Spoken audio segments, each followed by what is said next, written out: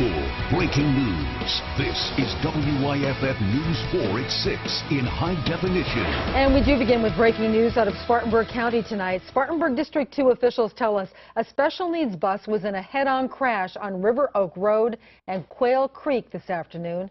They tell us 7 children, the driver and an aide, were on board the bus at the time. There were several injuries, but district officials tell us no one was taken to the hospital. They say all parents have been called and another bus was called to take the students home. School officials tell us the bus driver was not ticketed. You'll find more on this on our website at WYFF4.com. Now, a first look at weather. News 4 meteorologist Chris Justice joins us now with severe weather out there, Chris. That's right. Now, as we're talking about severe thunderstorm warnings for Pickens and Anderson County in the upstate right now, let me zoom you into some of these storms. We're talking about gusty winds and torrential downpours being the main threat. This goes in effect until 6:45. Pickens now seeing the worst of the weather over with. It's now moving down toward Anderson and Williamson. You'll see some gusty winds and some very heavy rain very shortly. Also over toward Stevens County, moving down toward the south along I-85 here into Franklin County. About to see some of those storms, such as areas like Livonia. Moving up toward Madison County, the storms are now moving east toward Yancey, talking about some torrential downpours just north of Burnsville there. Zooming out a bit, the worst of the weather is across the mountains in East Tennessee. Look at all these storms. I'll have that full forecast for you and the tropical update coming up here in just a few minutes. Chris, thank you. For weeks, the Greenville Zoo eagerly awaited the arrival of a new giraffe. Early this morning, zookeepers were shocked when the calf was stillborn. WYFF News 4's Angela Rodriguez is live and local at the Greenville Zoo right now. Angela? The zoo was bracing for the same excitement as when Kiko was born, but instead the staff here are now mourning the very first stillbirth. Tests were performed today, and the zoo may never know if the male calf died during delivery or before. Zookeepers knew there was a problem immediately because the calf presented hind feet first instead of head first. Zookeepers believe the fetus was alive yesterday because they saw him kick. Autumn was past due, and this afternoon the head veterinarian talked a little bit about why they did not induce labor. She tells us that there are an inherent set of risks with inducing labor because it requires sedation for the female giraffe. And so because Autumn was not showing any signs of distress and had a successful first delivery with Kiko, they made the decision not to induce labor.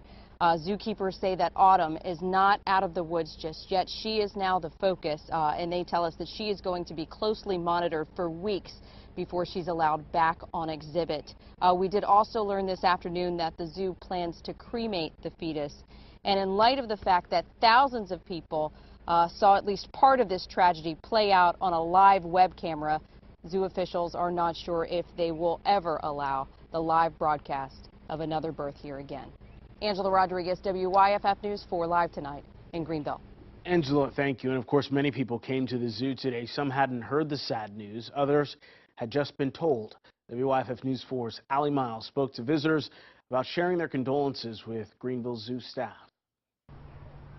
Autumn might not be human, but that didn't stop many moms from feeling upset for the 7-year-old Maasai giraffe.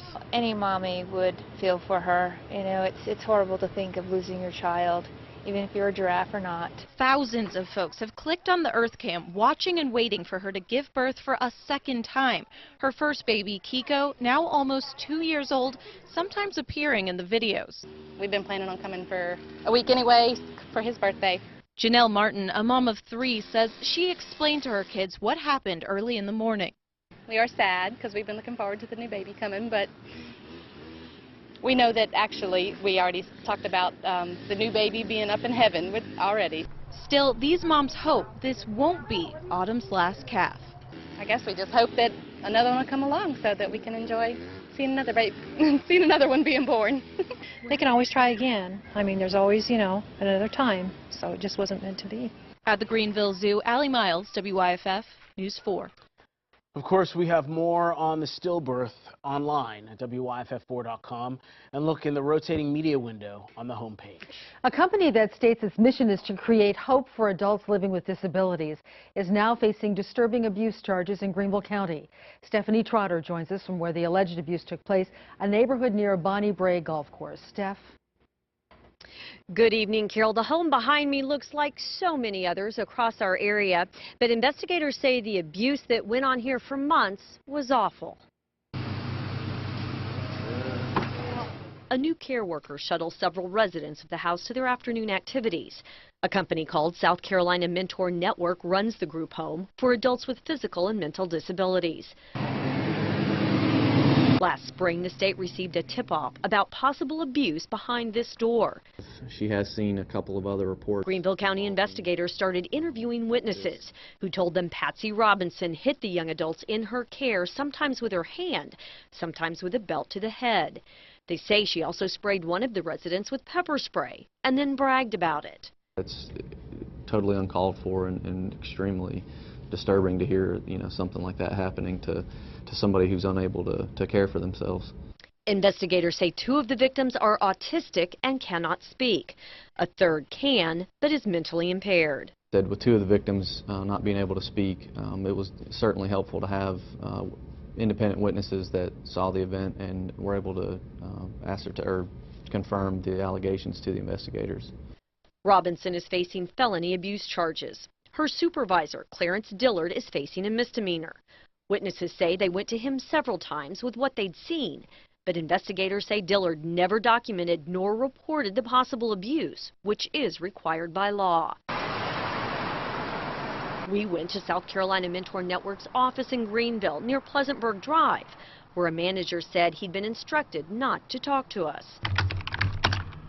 The company website shows the group specializes in providing programs and care for adults with disabilities, as well as foster care services for children. Just moments ago, we did receive a statement from the South Carolina Mentor Network that included, quote, "We are deeply disturbed by the allegations regarding 2 former employees and are fully cooperating with law enforcement. South Carolina Mentor has a zero-tolerance policy regarding abuse and neglect of those we support," end quote. Reporting live in Greenville County, Stephanie Trotter, WYFF News 4. Stephanie, thank you. A man police say fondled women at 2 Spartanburg stores is on the loose tonight, and now deputies need your help. Here is a look at the suspect. Deputies say he was seen taking out or leaving in a black sedan. WYFF News 4's Liz Loheis joins us now with more. Liz. The incidents happened within minutes of each other on the same stretch of Highway 29. The first one happened here at Target. A woman says she was in the parking lot and she felt someone grab her rear end. When she turned around, the person took off. Now, a quarter of a mile down the road at Ingalls, another incident. A woman says she was inside the store when she felt someone grab her rear end. When she turned around, that same person grabbed her breast and then took off. If you have any information, you are asked to call the number on your screen. Coming up tonight at 11, we'll tell you why deputies think there are more victims.